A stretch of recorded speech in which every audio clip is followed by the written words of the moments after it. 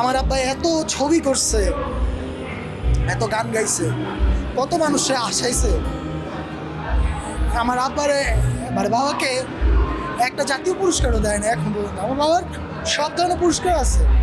আসলে হয় কি যে মানুষ তো ইতিহাসের পাতা খোঁজে খুঁজে দেখে কে আছে না আছে। আমরা একদিন থাকবো না, আমাদের প্রজন্মরা থাকবে না। অনেক পর্যায়ে মানুষ যখন দেখবে যে ফিল্ম ইন্ডাস্ট্রির কৌতুক অভিনেতা কে ছিল, কারা কারা ছিল, হয়তো আমার বাবার পাবে না তখন।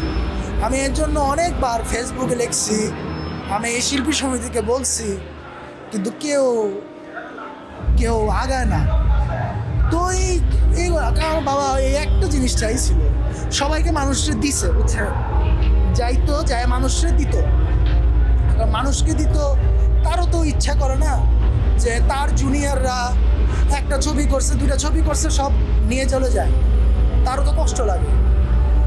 আব্বা তুমি যেখানেই থাকো, আমি একদিন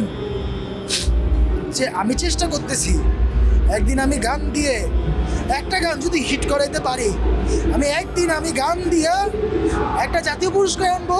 ওটা তোমার, ওটার কারণ না। এবং তুমি উপরে থাইকো, আমার ছেলেটাও তোমার কাছে আছে, তোমরা উপরে আসো, একদিন তোমাদের সাথে আমার দেখা হবে। তোমরা ভালো থাকো, আমি একদিন তোমার জন্য জাতীয় পুরস্কার নিয়ে আসবো। এটা আমার দাবি, এটা আমি বলে রাখলাম, এটা আমি অঙ্গীকার করলাম। আমি আমার মৃত্যুর আগ পর্যন্ত আমি করে যাব, আমি যেভাবে পারি আমি করে যাব। কিন্তু আমি একটাও হলেও আমার নাম দিক, আই ডোন্ট কেয়ার, ওইটা হবে তোমার জন্য, ইটস ফর ইউ।